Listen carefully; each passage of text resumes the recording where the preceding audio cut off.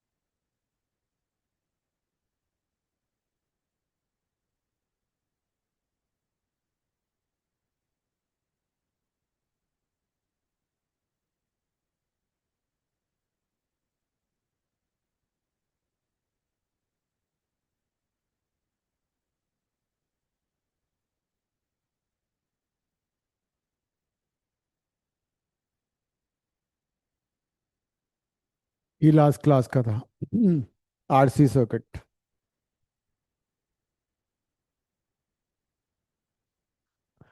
देखा ना? क्वेश्चन करते हैं।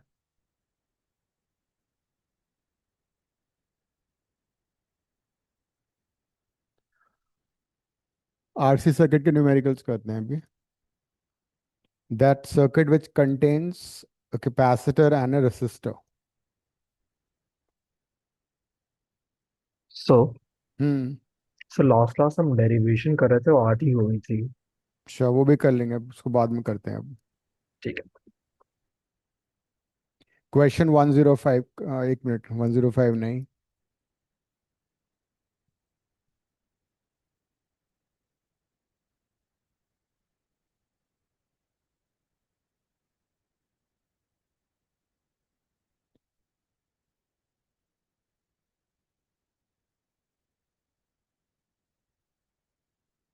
116 करो। क्वेश्चन 116।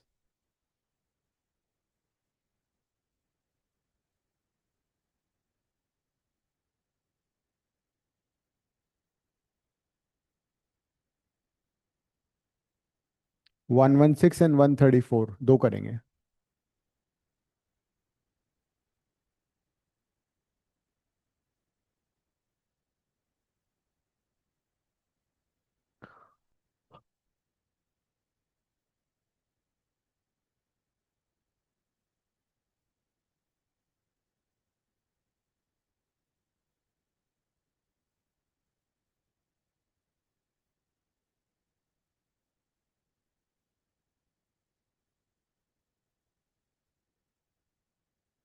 क्या क्या गिवन है, एक बार पढ़ना आराध्य।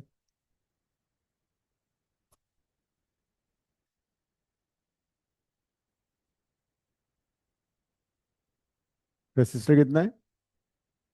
ठीक है। और E, that is E R M S.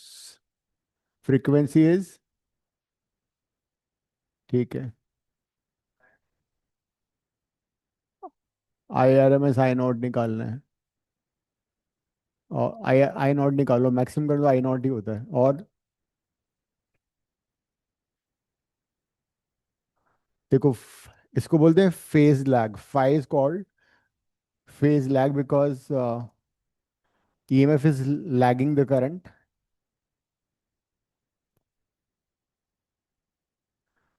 और अगर इसको तुम डिवाइड कर दोगे ओमेगा से तो बन जाता है time lag. Time lag is 5 in radian divide by omega. ठीक है, और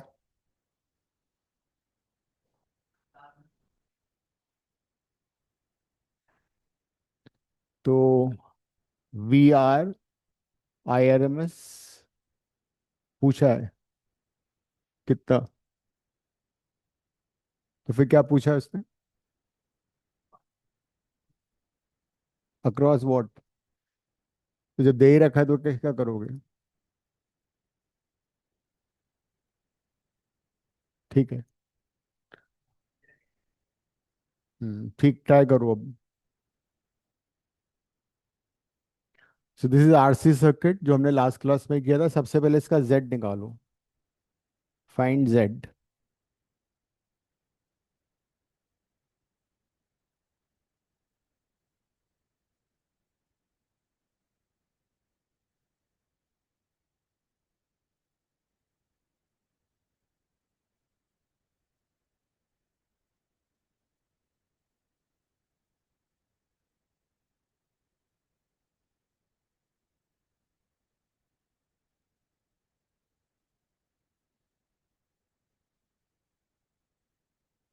तो first you need to find Z।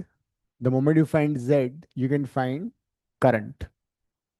एक फॉर्मूला ये यूज होगा, दूसरा ये यूज होगा। For finding Z you need to find XC।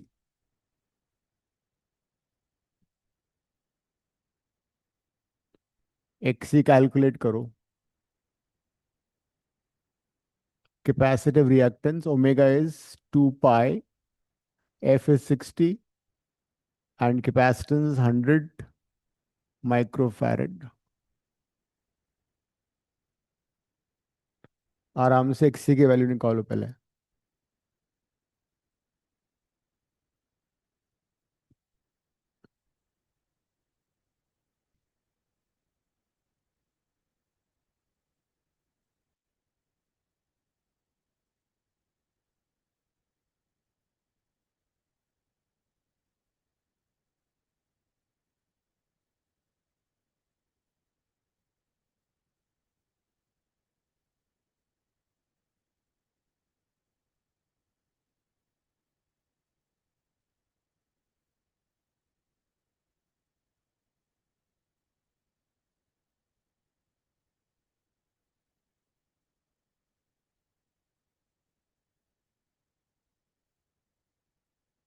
देखो कितना आ रहा है XC।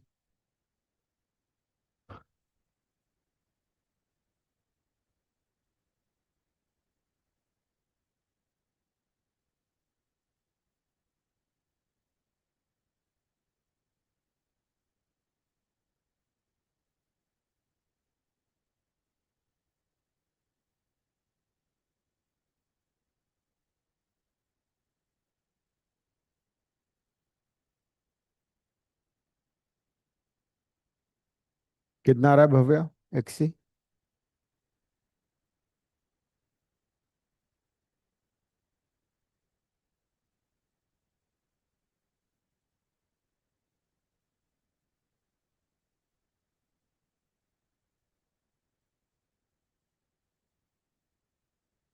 मनन निकाल ले हो? कर रहा हूँ सर, एक सेकंड।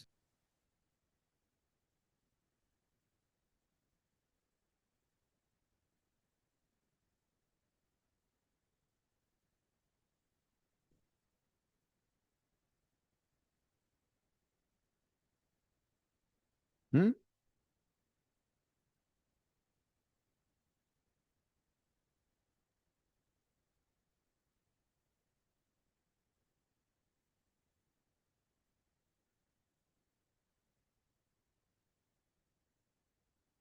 अगर से क्या आ रहा है XC? तो 26.539। तो 26.54 ले लेते हैं, ठीक है। ठीक है सर। हाँ सर मेरा भी 26.4 ट्वेंटी कुछ सिक्स आया है। पॉइंट फाइव और ओम आ गया, बिकॉज अगर इसको मैं 10 मानता तो 25 से बड़ा आंसर आना चाहिए था। अब जेड फाइंड करो, इम्पिडेंस निकालो। Impedance of the circuit would be R square plus XC square. Z आ जाएगा, R is how much, 40 whole square, 26.54 whole square. Calculate कर लो।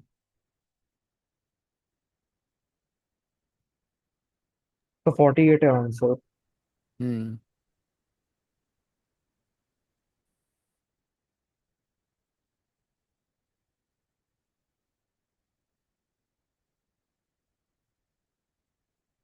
तो दिस इज 1600।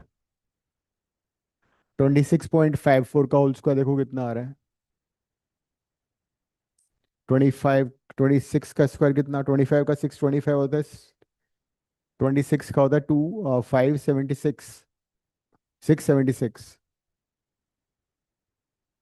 तो 704.37। 704। फिर ऐड कर लो, 2304.37। फिर इसका स्क्वायर रूट निकाल लो।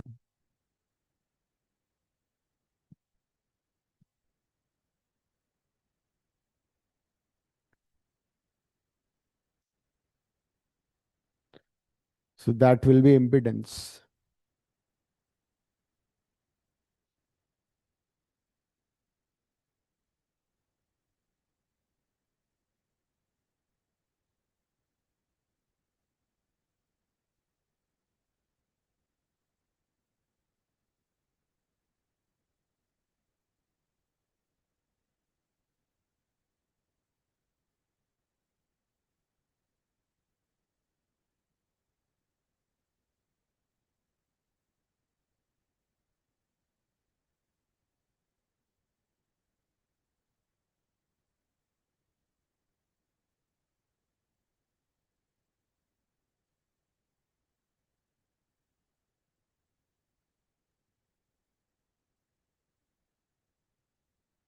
तो 48 ही आ गया तो, ऑलमोस्ट है ना। 48 ले लो फिर। Impedance in the circuit is 40 है ओम। अब ई आर एम एस दे रखा है तो आई आर एम एस निकाल लो, और आई आर एम एस आने के बाद आई नॉट आ जाएगा। Now you can use this formula.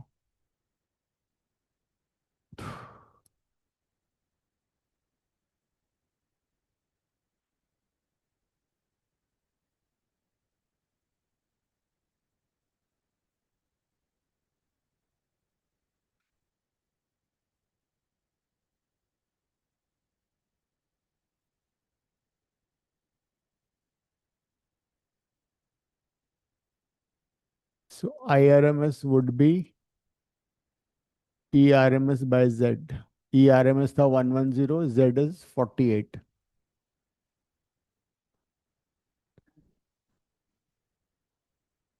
110 by 48, 2.28।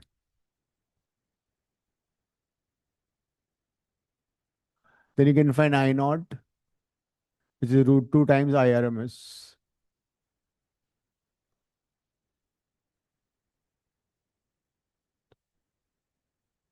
देखो I naught कितना आ रहा है।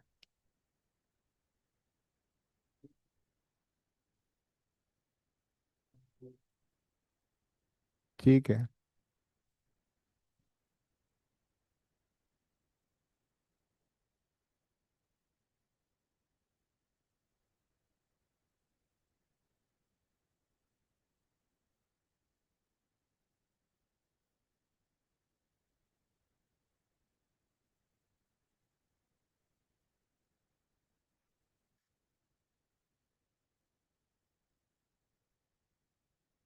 3.22. So that is the maximum current or the peak current in the circuit. अब उसने पूछा फेज लैग। फेज लैग के लिए मैं पहले फाई निकालना पड़ेगा। टैन फाई निकाल लेते हैं। टैन फाई इज उस ट्रायंगल से X C by are.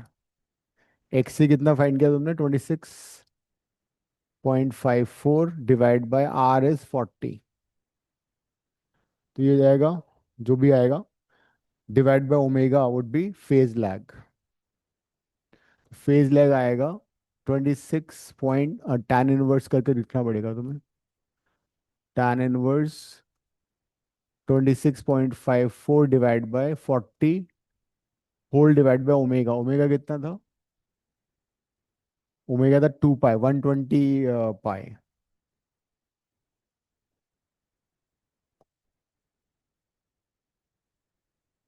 So that would be phase lag.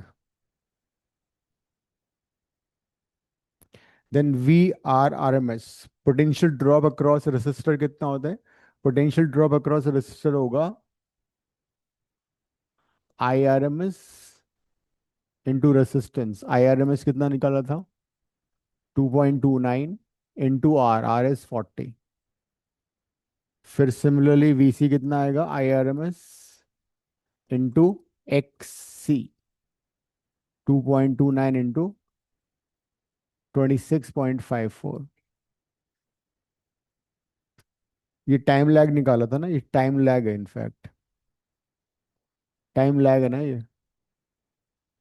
Time lag होता है phase lag divide by omega.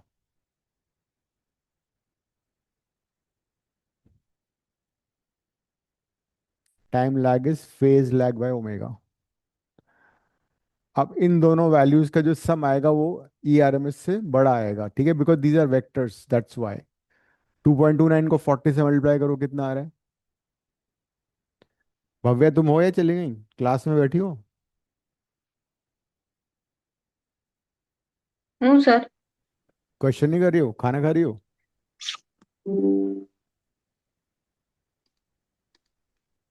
Sir मैं डिवाइस चेंज कर रही थी। अच्छा, तो टू एक point two nine two second. Forty कितना आ गया? 91.6 volt potential difference across resistor आ गया। दूसरा निकालो, 2.29 टू 26.54।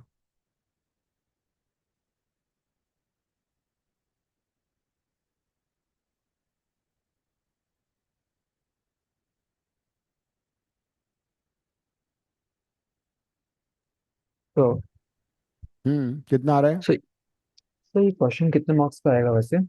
3 मार्क्स। ओके। LRC होगा तो 5 का आएगा। तो टू ठीक है। पॉइंट टू नाइन टू 26.54 कितना हो गया? 60.7। 60.7 वोल्ट। अब तुम इन दोनों वोल्टेज को अगर ऐड करोगे, they will be more than the supply voltage which is 110। इसका क्या एक्सप्लेनेशन हुआ? डीसी सर्किट में क्या होता था?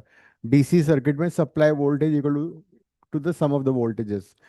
यहाँ पे इसका रीजन ये है कि VR and VC they are not in the same phase, they have a phase difference of 90। That is the reason in दोनों का सम सोर्स वोल्टेज के बराबर नहीं आ सकता, ठीक है।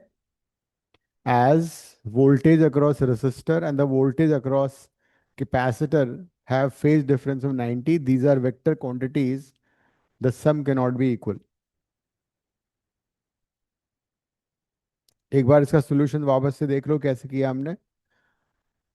इंपॉर्टेंट क्वेश्चन है ये। AC सर्किट से ऐसे ही क्वेश्चन आएंगे।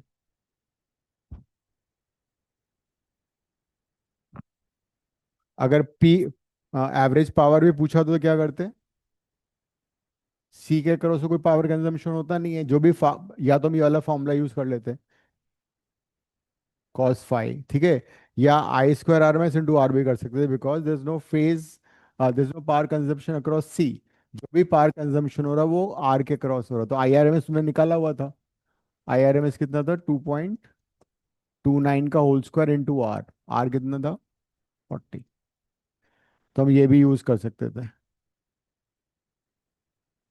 2.29 whole square into I²RMS into are.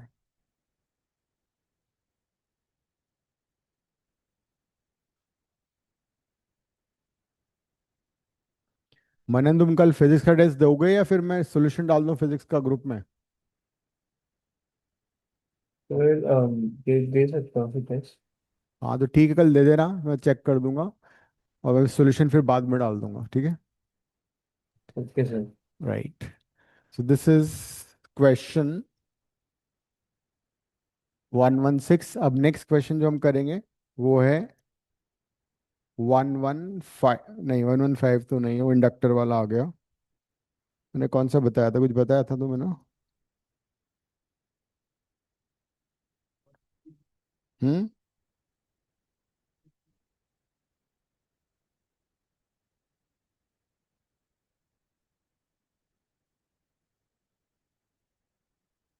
हाँ 134 करूँ। अच्छा क्वेश्चन, थिंकिंग क्वेश्चन है ये, थोड़ा दिमाग लगाना पड़ेगा तुमसे। क्वेश्चन ये तो स्ट्रेट फॉरवर्ड था जो हमने अभी किया हुआ है, वैल्यूज दे रखी थी, अननोन निकालना था। 134 में कुछ सोचना है तुम्हें, ठीक है, कर लो।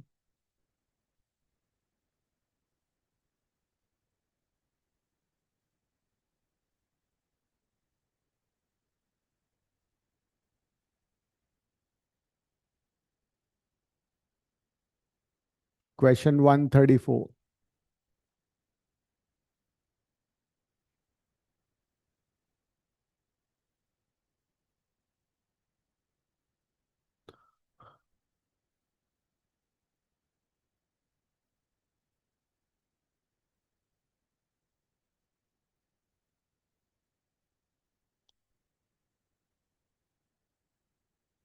पढ़ो और समझो वो क्या आ रहा है इस क्वेश्चन में।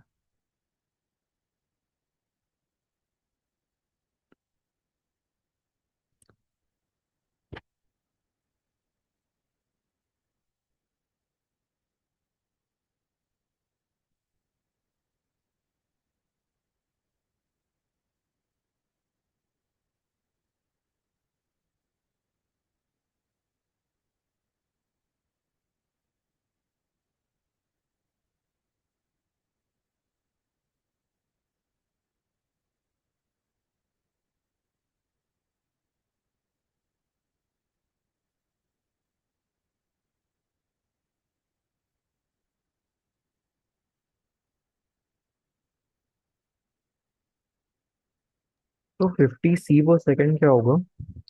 Cycle per second, frequency hertz. Cycle okay. Per second is same as frequency hertz. ठीक।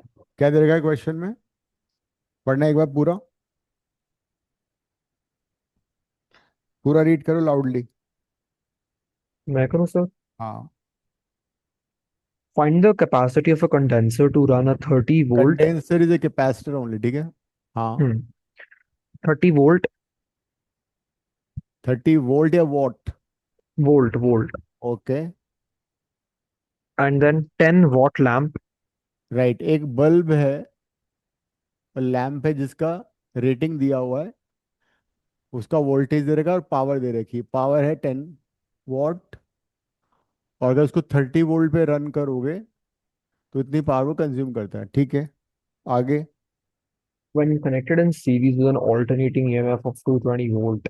अच्छा, अब इसको क्या किया हमने, इस बल्ब को एक कैपेसिटर से सीरीज में कनेक्ट कर दिया जिसकी कैपेसिटी निकालनी है। एसी वोल्टेज कितना दे रखा है? 220। That means this is 220 volt.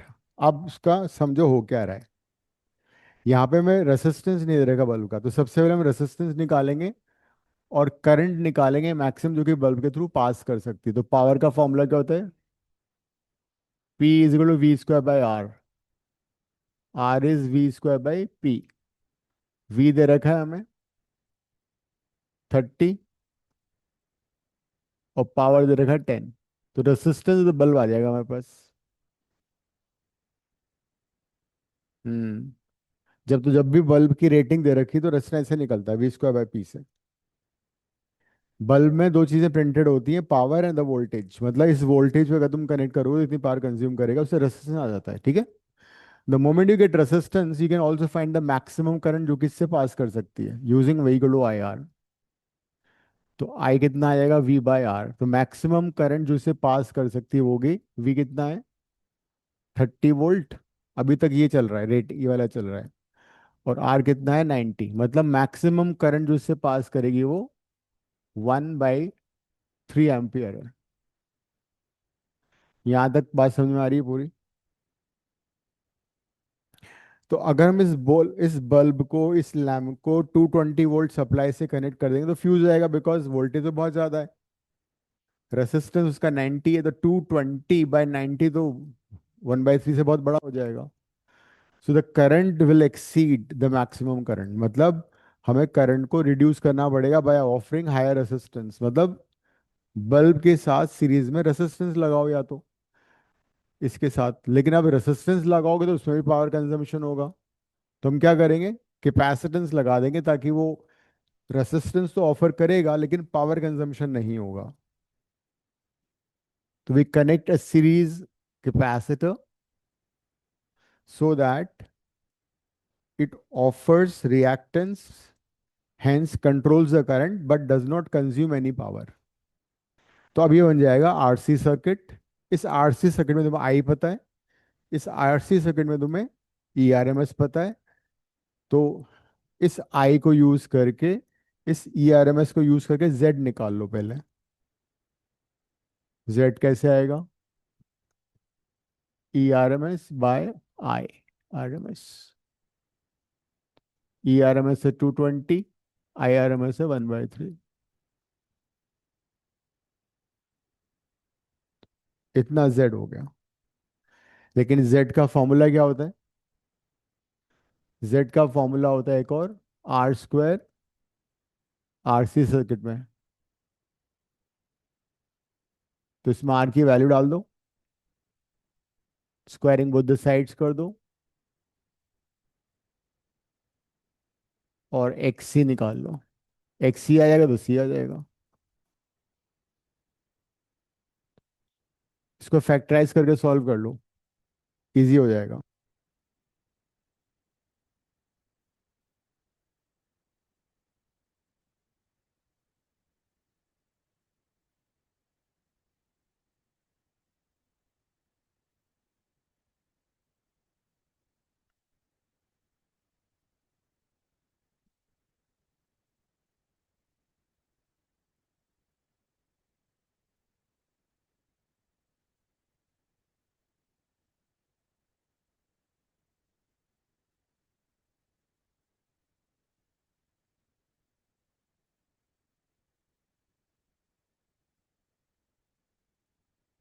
Rather than squaring, use a - b a + b।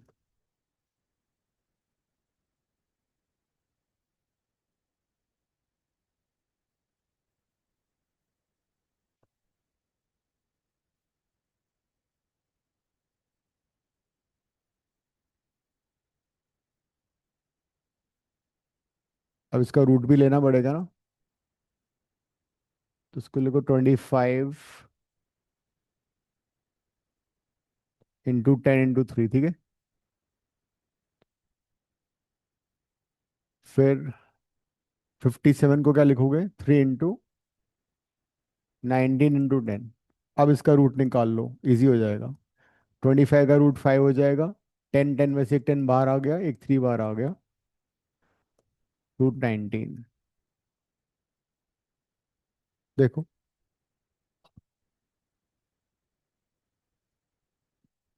ये हुआ ना, √19 यू कैन फाइंड आउट।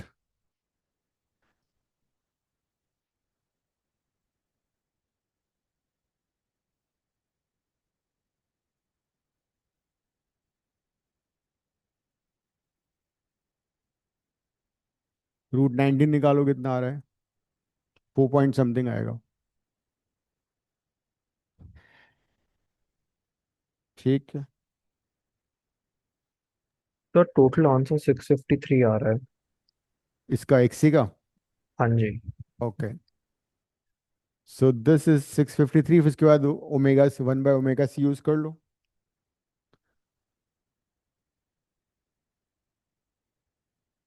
हम्म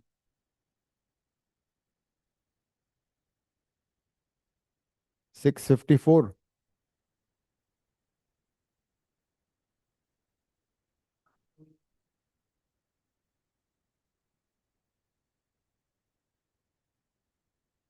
अब एक्सी आने के बाद एक्स सी होता है 1/ω/c, तो सी हो जाएगा 1/ω। ओमेगा कितना था?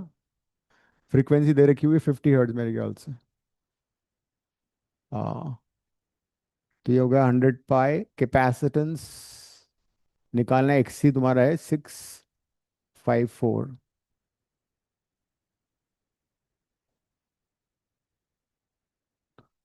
हाँ, तो ऐसा करो ना, 10⁻⁻6 लिख लो ऊपर।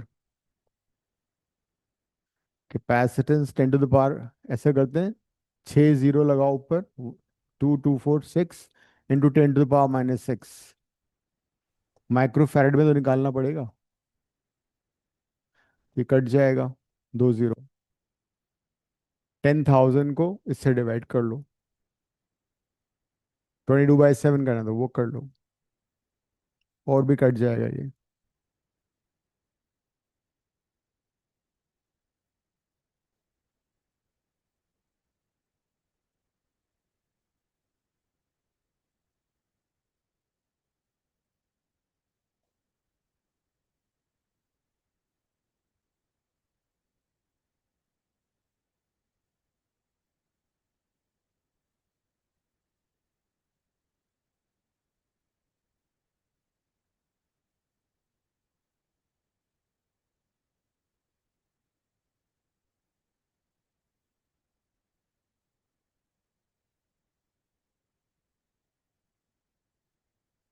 ठीक है, आंसर चेक करो पीछे क्या है। क्या हुआ शनाज, बहुत लेट हो गए तुम? तो ट्रैफिक बहुत था। क्या? ये हम कर रहे थे क्वेश्चन 134 असाइनमेंट का, लिख लो। ठीक है।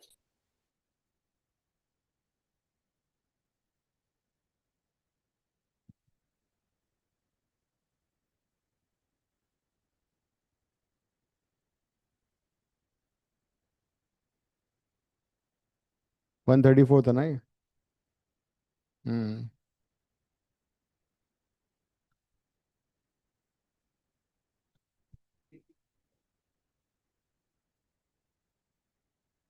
ठीक है।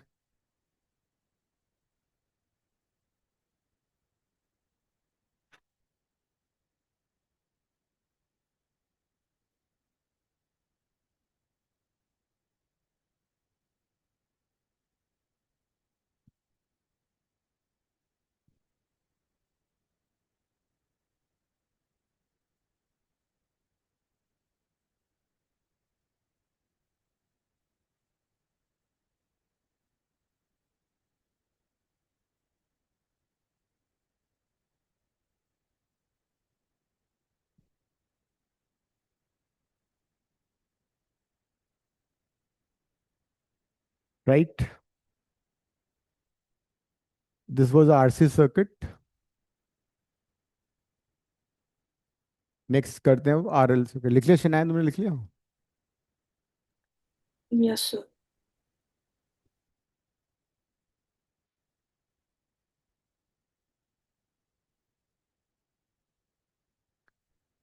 LR circuit.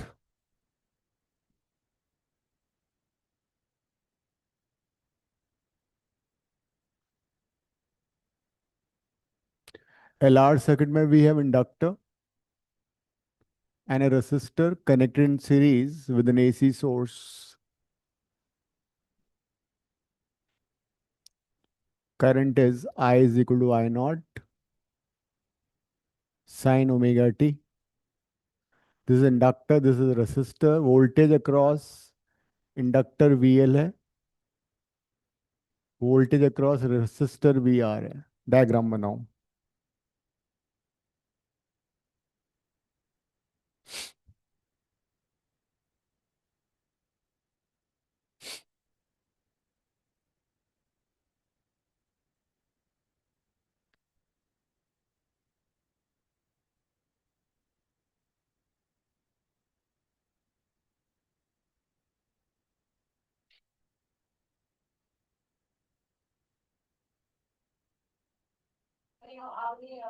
सर कल क्लास है ना?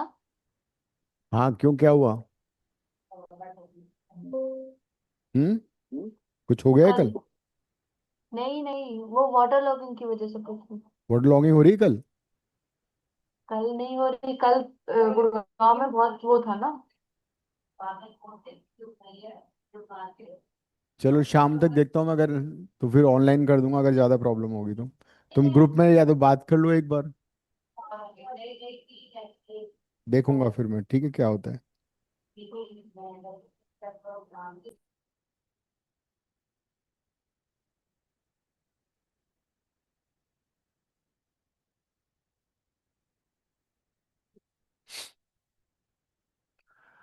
तो वोल्टेज अक्रॉस इंडक्टर हो जाएगा I into XL, where XL is omega L. Voltage across resistor would be I into R, and phasor diagram कैसे बनेगा? Voltage across resistor and the current are in the same phase, तो दोनों का same vector होगा। लेकिन inductor में क्या होता है, current lags behind the voltage by 90। तो करंट हॉरिजॉन्टल है, तो वोल्टेज होना चाहिए ऊपर की तरफ, because current lags behind the voltage by 90। याद कर लो, वीएल ऊपर होगा, वीसी नीचे होगा, वीआर को हॉरिजॉन्टल लेना है।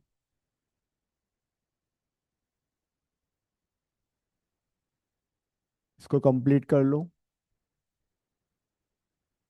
This is the net voltage, this is voltage is leading the current और current is lagging the voltage. तो एज सच ई स्क्वायर क्या होगा? V R square plus V L square, और E would be under root of V R square plus V L square. सिर्फ capacitance की जगह वो आ गया। वैसे वेक्टर वाइज देखा जाए तो ये है, सिंस दोनों में फेज डिफरेंस 90 का है, इसलिए ऐसा हो रहा है।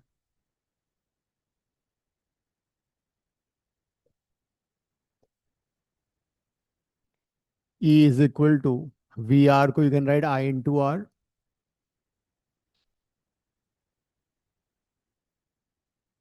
आई कॉमन ले लो, E by I is equal to R square plus XL square, और E by I is also called Z, where Z is impedance which is R square plus XL square. जो हमने वहां पे सी लिखा था, वहां एक्स सी लिखा था, वहां पे एक्सएल आ गया, सिर्फ इतना डिफरेंस है, बाकी सारा सेम है। Everything else is the same. लिखो।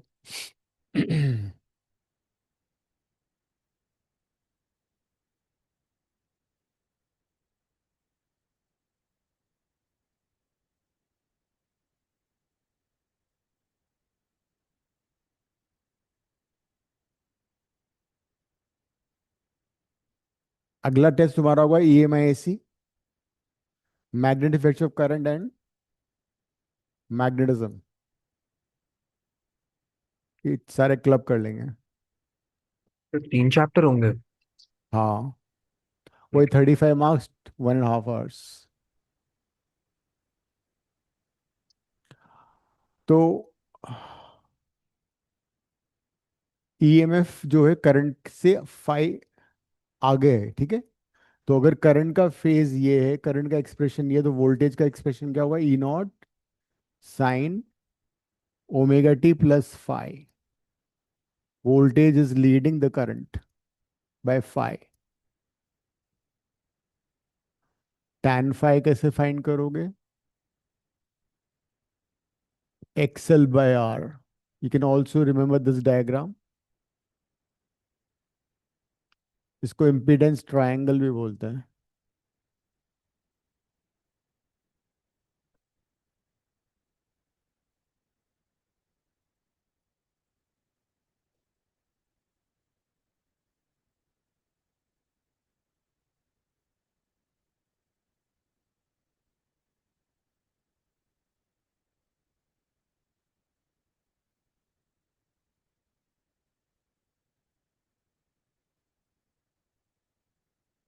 जो भी पावर कंजम्पशन होगा वो सारे का सारा रेसिस्टर्स के अक्रॉस होगा, इंडक्टर के अक्रॉस पावर कंजम्पशन जीरो होता है। Same results as we did for capacitor. सिर्फ एक्सेल आ गया एक्सी की जगह, रेस्ट इज द सेम। और फेजर डायग्राम रिवर्स हो गया, उसमें वीसी डाउनवर्ड था, इस बार वीएल ऊपर की तरफ आ गया।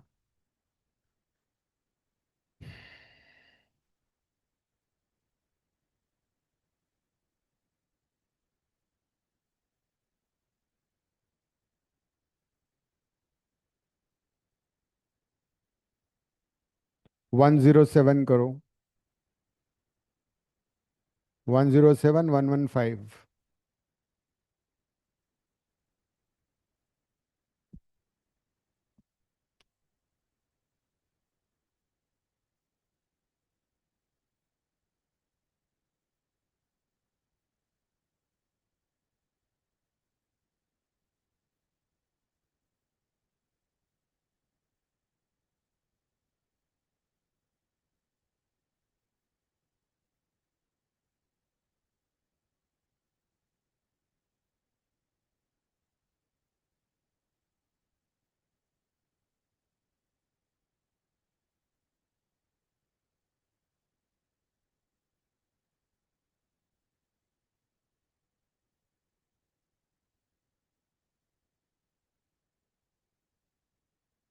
जो भी गिवन है उसको एक बार लिखो, फिर सॉल्व कर लो। कैपेसिटर की जगह यहाँ पे इंडक्टर आ जाएगा, XL is omega L, use that. Try करो।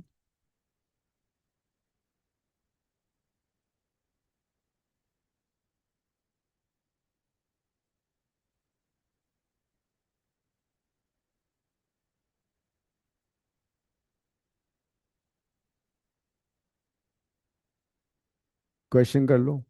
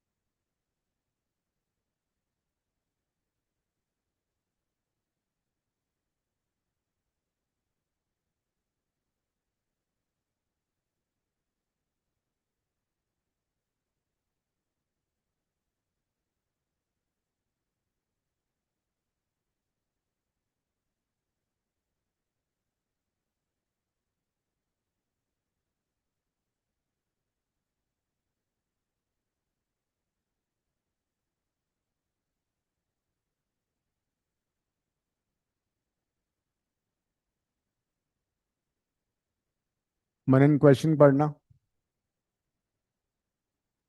तो 107 वाले 15. 107। A 12 ohm resistance and an inductance of R is 12 ohm and and inductance 0.05 per pi Henry. 0.05, 0.05 एक और जीरो आएगा बीच में. 0.05 हेनरी। Yes sir. नहीं अपॉन पाई है. अपॉन पाई भी है। हाँ. ठीक है। हाँ आगे। Are connected in series हाँ across the ends of, I think typo है, across the ends of in the circuit. I think वो हम्म, बीच में word आएगा. ठीक है। Is connected in a 130 volt alternating voltage of frequency 50 cycles per E R second. M S दे रखा है 130। 150. अच्छा हाँ 15 130 है हाँ. और फ्रीक्वेंसी फ्रीक्वेंसी 50 साइकिल्स पर सेकंड. मतलब 50 हर्ट्ज हो गया। ठीक है। क्या मांगता है इनको? Current in the circuit and potential difference across the inductance. I R M S निकालना है, V L R M S निकालना है। ठीक है। तो आई आर एम एस दे रखा है, सबसे पहले एक्सेल निकालो, उसके बाद जेड निकालो using R square plus XL square. पहले एक्सेल निकाल लो। फिर जेड निकाल लो, फिर आई आर एम एस हो जाएगा E R M S by Z करो।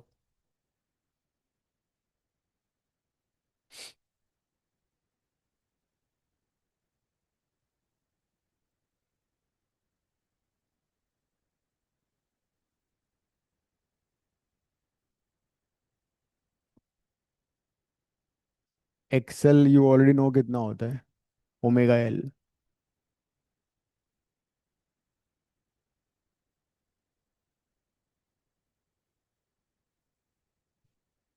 पाई से पाई कट जाएगा,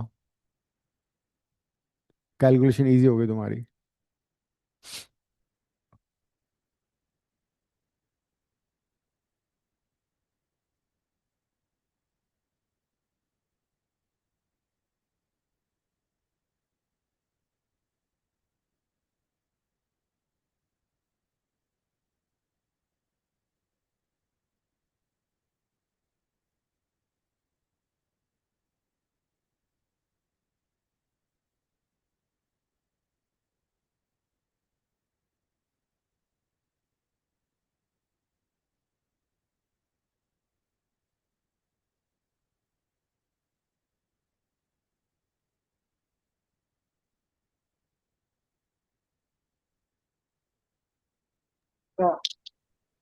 आंसर 13 आ रहा है। एक्सेल कितना आ रहा है? एक्सेल आ रहा है 5। 5 ओम है ना। Yes. R is 12, 5 square plus 12 square 169। 30 ohm हो गया। अब आई आर एम एस निकाल लो। I R M S is E R M S which is 130/13। लो कर लो बात, सारी वैल्यूज बड़ी इजी दे दी इन्होंने। 10 एम्पियर आ गया। उसके बाद उसने पूछा V L R M S potential drop across inductor, तो हो जाएगा I R M S into XL. I R M S था 10, एक्सएल कितना है 5, 50 वोल्ट। अगर पूछा होता V R R M S,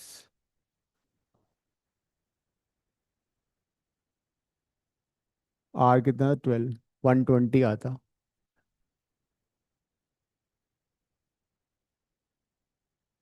ठीक है, 115 करो अब। क्वेश्चन 115, जितने न्यूमेरिकल करोगे उतना एसी सर्किट पक्का हो जाएगा।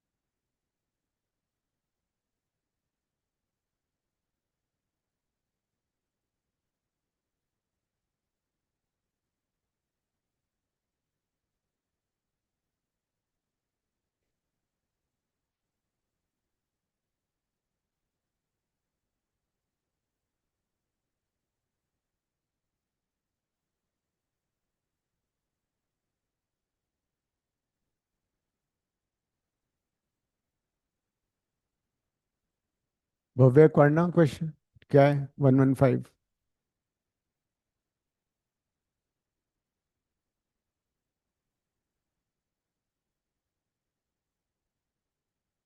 भव्य गायब हो गए तुम वापस।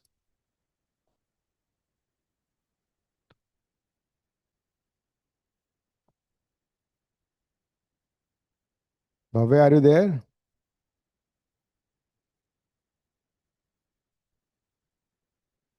सो गई।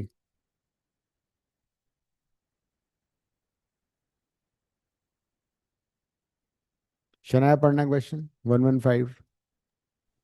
A bulb resistance 10 ohm connected to an inductor of inductance I is in series with an AC source marked connected 100 to N volt. Inductor कितना। Of inductance I. आई। हाँ I लिखो. आई नहीं हो सकता, 1 हेनरी होगा या या तो वो I है या N है. तो इंडक्टर एल होगा, आगे बोलो। Is in series with an AC source marked 100 volt. E R 50 M S दे रखा है 100। आगे 50 hertz frequency. फ्रीक्वेंसी दे रखी है 50 हर्ट्ज।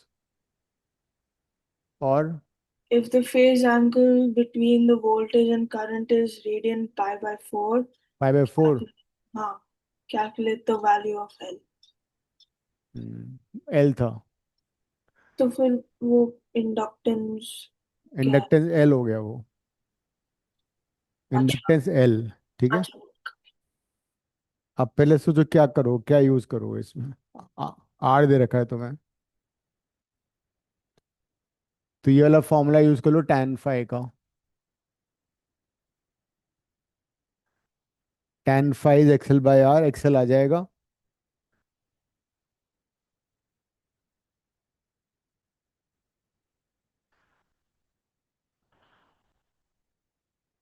फाइ दे ही रखा है। और क्या पूछा है उसने, एल के अलावा और कुछ पूछा है। नहीं सर. तो फिर वोल्टेज की जरूरत ही नहीं पड़ी हमें।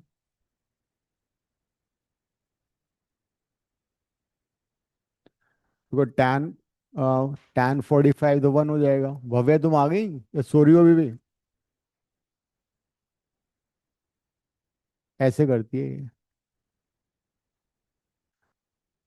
सो XL is omega L, R is 10। ये हो जाएगा 314।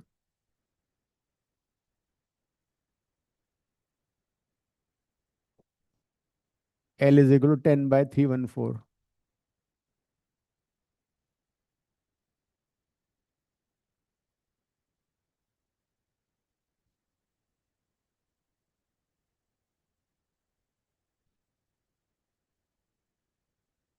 पॉइंट लगेगा तो 100, फिर एक और जीरो लगेगा तो 1000। 0.03 समथिंग आएगा।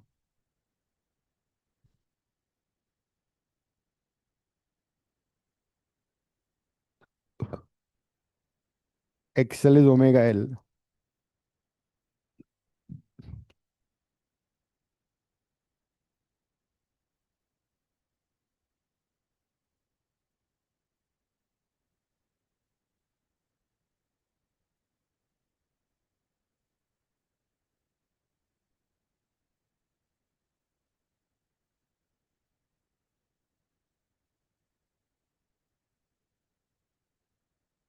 ठीक है।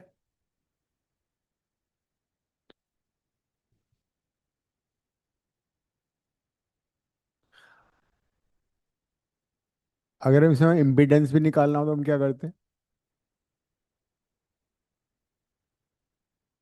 तो you can use this also, cos phi is equal to R by Z. Phi पता है, आर पता है, जेड आ जाता। नहीं तो फिर जेड निकालेंगे तो हम ये भी यूज कर सकते थे, XL square plus R square. ठीक है।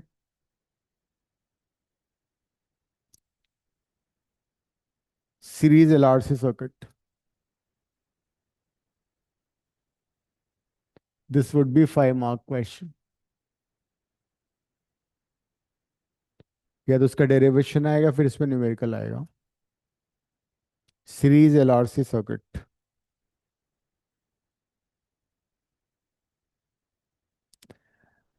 We have an inductor, resistor, and a capacitor, all connected series with an AC source,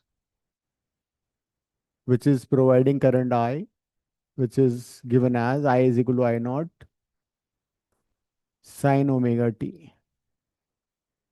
Inductor, resistor, capacitor, voltage across inductor VL, voltage across resistor VR, voltage across capacitor is VC.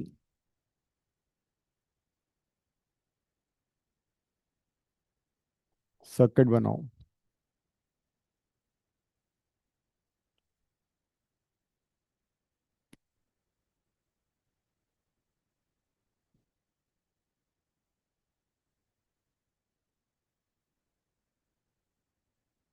पानी रहना.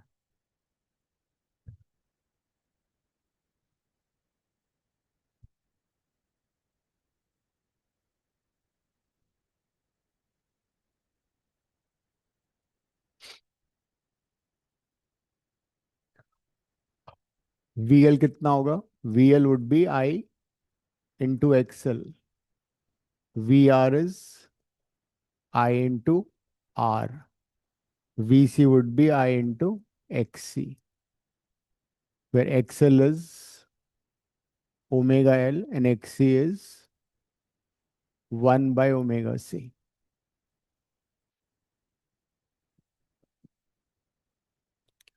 Omega is angular frequency, as you know.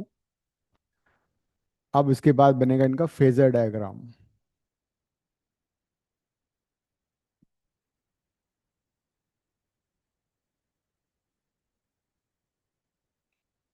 हमें मालूम है voltage across R and I same phase में होते हैं. Inductor में voltage lead करता है, करंट लैग होती है, करंट लैग कर रही है इंडक्टर में, और वीसी डाउनवर्ड होता है, बिकॉज करंट लीड करती है. तो VL and VC are out of phase by pi. लिख लेना. वीएल एंड वीसी, ये आ सकता है MCQ. VL and VC they are out of phase by 180 degree. जब भी 180 का फेज डिफरेंस होता है तो उसको बोलते हैं आउट ऑफ फेज. जब भी दो वेक्टर आउट ऑफ फेज है मतलब उनके बीच का एंगल 180 है, वो सब ट्रैक्ट होंगे. हम अभी यहाँ पे मान के चल रहे हैं कि वीएल वीसी से बड़ा है, इक्वल भी हो सकता है, छोटा भी हो सकता है. इसको बोलते हैं inductor dominated circuit. Inductor dominated circuit.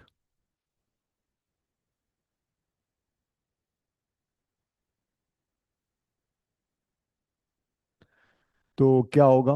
V L बड़ा है तो वो सब्ट्रैक्ट हो जाएगा. This is VL minus VC, this is VR.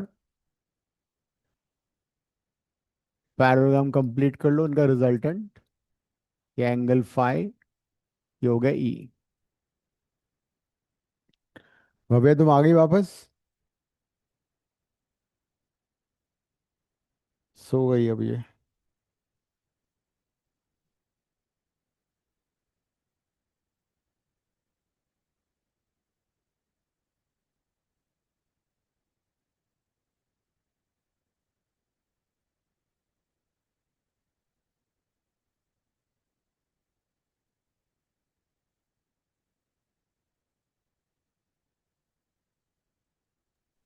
तो हाँ सो गई थी ना तुम?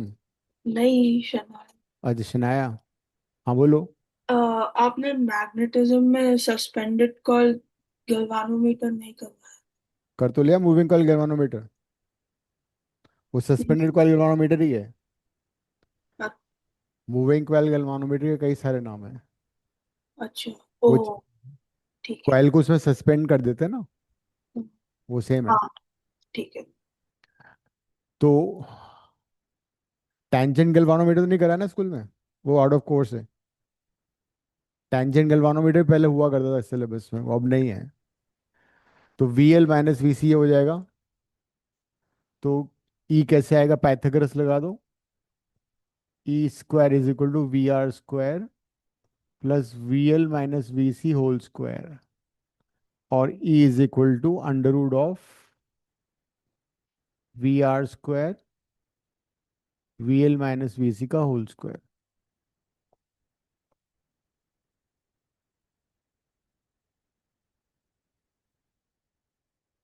ये है वोल्टेज का फॉर्मूला।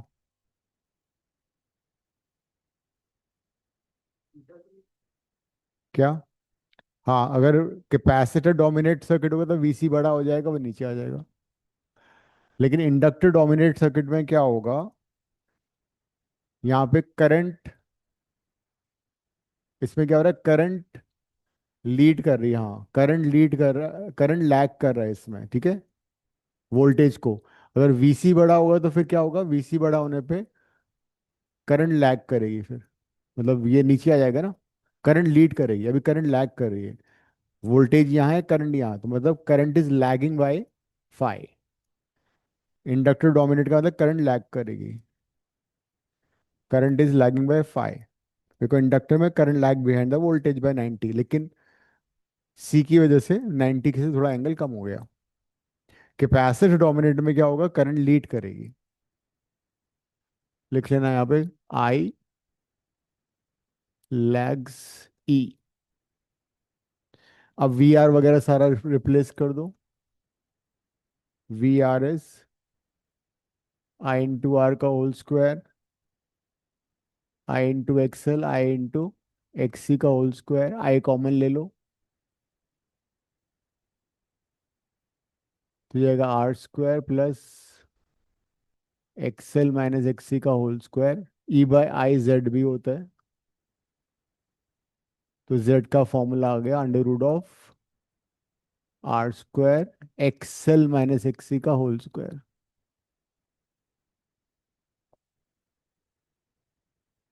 ये इम्पीडेंस का फॉर्मूला हो गया, ये तो तुम्हें मालूम ही था already, and this is also called impedance triangle.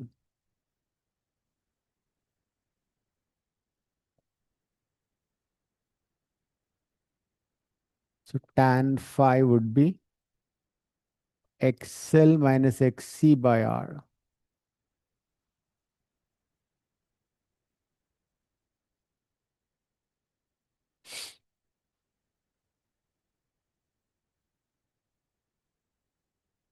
तो EMF करंट को लीड कर रहा है, करंट का था एक्सप्रेशन ये, तो कोरोस्पोंडिंग EMF क्या होगा, फाई से लीड करेगा वो, E naught sine omega t plus phi हो जाएगा। Voltage would lead, current is lagging, phi would be phase lag, phi by omega would be time lag.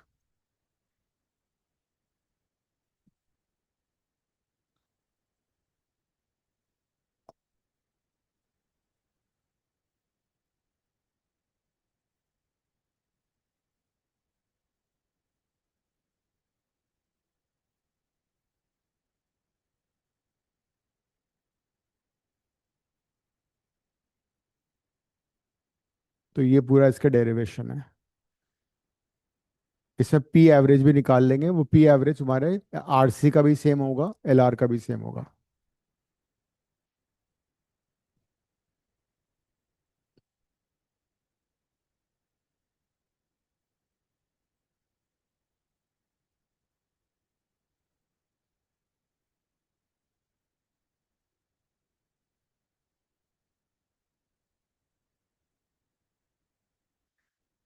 एक बार गो थ्रू करो, फिर पी एवरेज का formula derive करते हैं।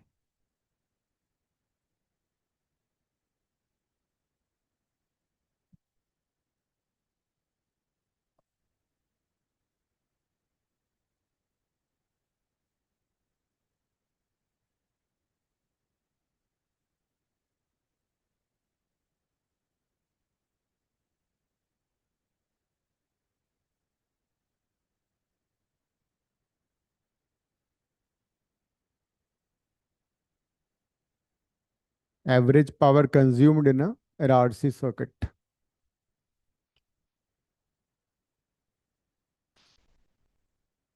P average in LRC, I is I not sine omega T, E is E naught sine omega t plus five. तो P average का formula क्या होगा? 1/t 0 to t ei dt। 1/t 0 to t ई की जगह आ जाएगा E0 sign omega t plus five. I would be I0 sign omega T D T. E0 I0 by T common, and 2 से multiply divide कर लो। 2 sign omega t plus five into sine omega T. लिखो एक बार इतना।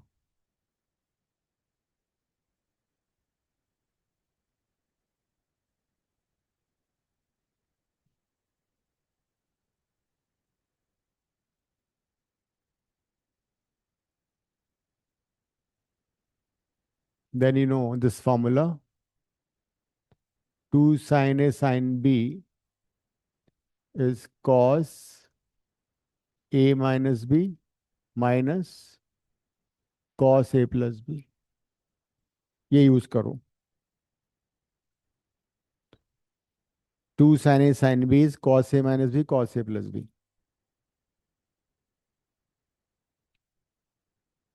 करो।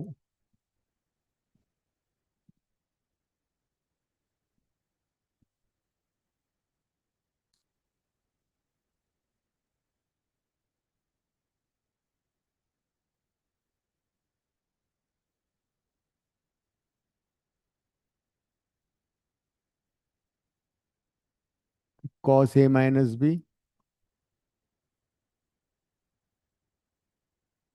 minus cos A plus B।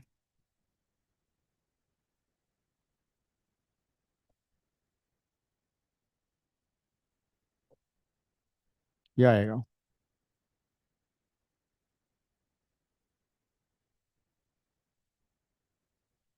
Omega T cut जाएगा। पहले वाले integral में cos फाइव तो कांस्टेंट है, उसको बाहर निकाल दो। cos फाइव का इंटीग्रल sin फाइव मत लिख देना।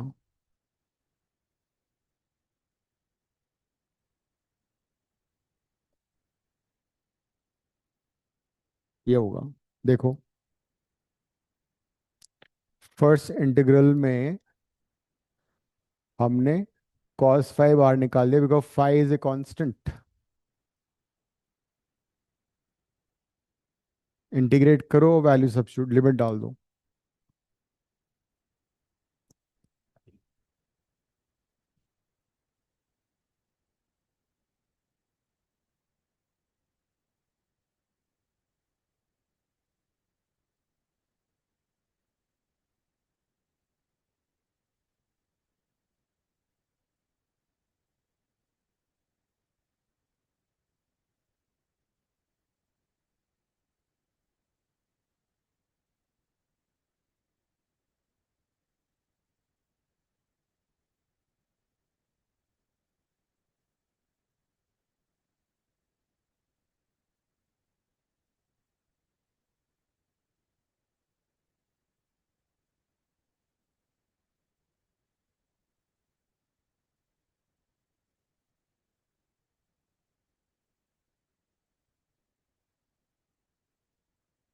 वन का इंटीग्रेशन हो जाएगा t, limits 0 to t।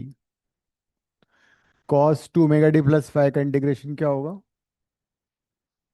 Sign 2 omega t plus five, और टी का कोएफिशिएंट है 2 ओमेगा।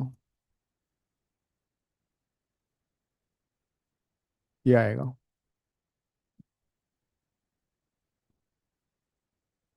फिर लिमिट्स डाल दो।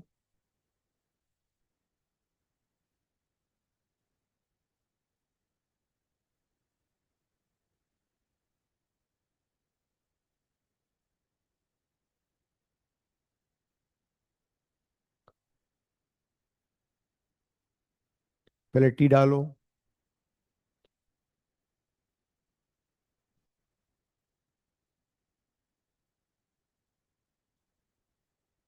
Sign 2 omega capital t plus five minus sine 0 + 5।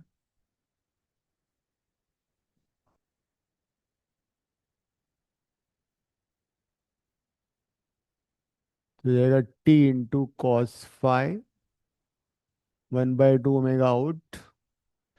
2 ω t कितना होता है? 4 पाई।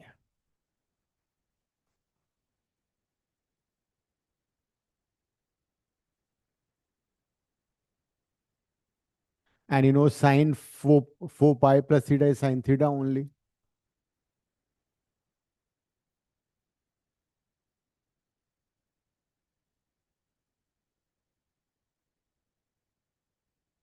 तो ये भी sin 5 हो जाएगा।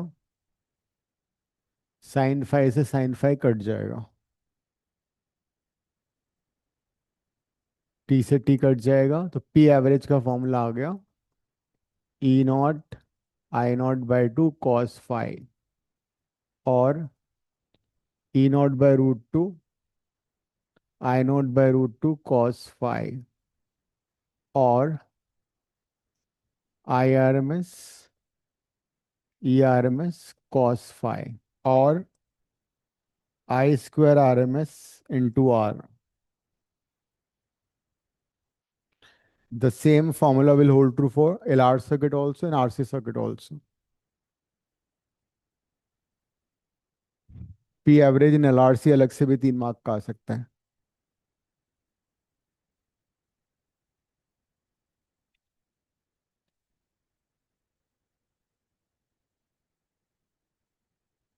Cos 5 is also called power factor.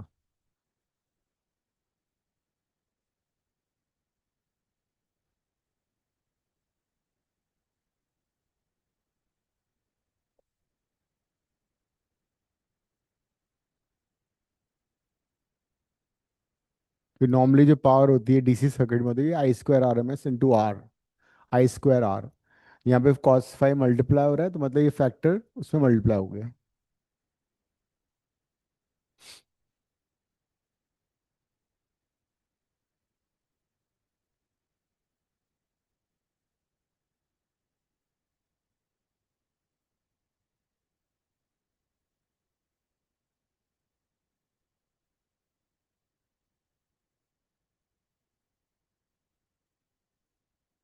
तो LRC के फॉर्मूले से हमारा RL भी आ सकता है, RC भी आ सकता है। LRC में अगर हम VL को 0 डाल देंगे तो RC बन जाएगा, VC को 0 डाल देंगे तो VL को 0 डाल दो RC बन जाएगा और VC को डालेंगे तो RL बन जाएगा। और तीनों कंपोनेंट होंगे तो LRC रहेगा वो। तो if you know this result then you know all 3 results. लेकिन यहाँ पे एक चीज और है कि हम we can change the value of current. By changing the value of current, we can change VL and VC। देखो दोनों में करंट आ रहा है ना, ये है I × XL, ये है I × XC।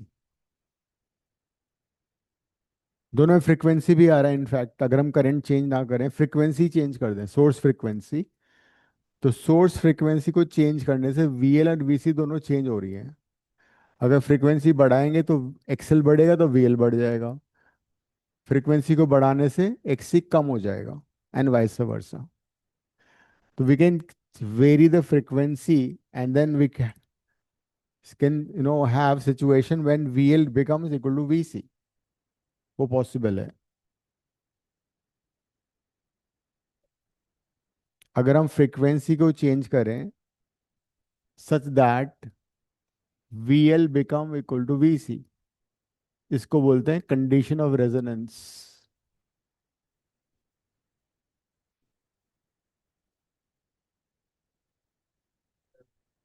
Hmm So let's find at what frequency, what resonant frequency XL will be equal to XC और VL will be equal to VC। इस पे न्यूमेरिकल भी आ सकता है। तो VL अगर VC हो जाएगा तो क्या होगा? IXL would be IXC, XL equal to XC भी होगा। जब XL equal to XC होगा that means X would be 0 and जो हमारा Z है वो क्या बन जाएगा? Z होता है R XL - XC का होल स्क्वायर। तो Z would be purely R because this is 0. लिख लो ये. So at resonance, resistance, impedance will be purely resistive. At resonance, impedance will be purely resistive. सिर्फ रेसिस्टेंस बच जाएगा, Z equal to R हो जाएगा. Z minimum भी होगा, impedance minimum भी हो जाएगा. जब इम्पिडेंस मिनिमम होगा तो करंट कितनी हो जाएगी? करंट मैक्सिमम हो जाएगी. करंट होती है E/Z. Z हो गया मिनिमम, तो current will be maximum and the current in the circuit would be E/R.